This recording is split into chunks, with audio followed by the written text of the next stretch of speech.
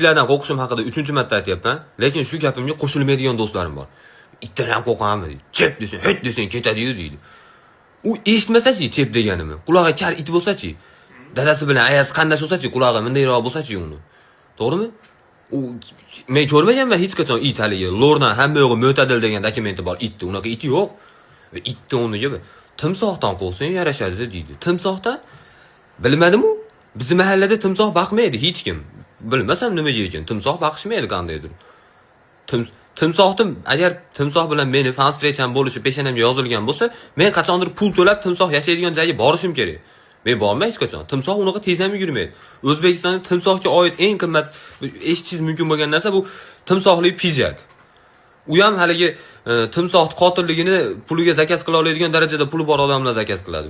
Men qada unaqa materiallar, men eshitgan eng qimmat material pombal. U timsohli material, oho.